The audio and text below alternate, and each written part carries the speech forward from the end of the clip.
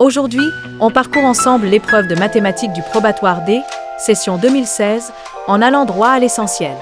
On commence par l'exercice 1, en statistique. Dans une classe de 90 élèves, on étudie la distance hebdomadaire parcourue pour venir au lycée, regroupée en intervalles.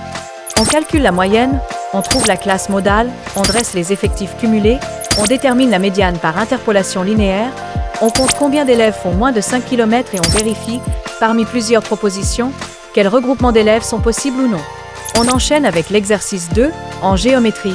On a un carré ABCD de centraux, de côté 3 cm, sur lequel on applique une rotation de centraux et d'angle moins π sur 2. On trouve l'image de chaque sommet.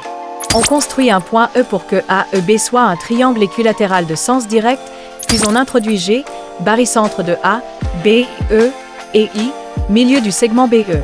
On montre que G est le milieu de AI, on calcule la longueur AI au carré, puis on décrit l'ensemble des points M vérifiant AM au carré plus IM au carré égale une constante, ce qui permet de montrer que le lieu est un cercle de centre G à construire. On termine avec le problème.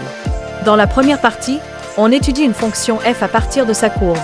On trouve l'ensemble de définitions, les limites aux bornes et au voisinage de 1, on lit le sens de variation, les valeurs particulières f de -1, f de 0, f' de -1, puis on dresse le tableau de variation. On suppose ensuite que f de x s'écrit à x plus b plus c sur x moins 1, ce qui donne un système de 3 relations pour a, b et c, et on choisit le bon triplet parmi les réponses. Dans la deuxième partie, on travaille sur des suites.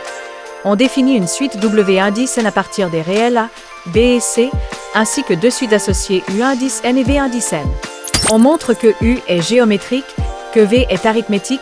On montre que pour tout entier naturel n, W indice n plus 1 égale à 2 puissance 2n plus 1 plus 2n plus 1, puis on introduit les sommes S indice n, S' indice n et T indice n, qu'on exprime en fonction de n pour en déduire T.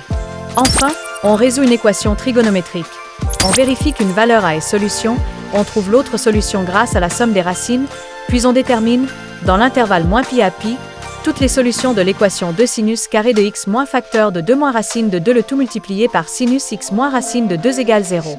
Si tu veux la correction détaillée, étape par étape, pour t'entraîner ou vérifier ton travail, écris simplement au numéro qui s'affiche.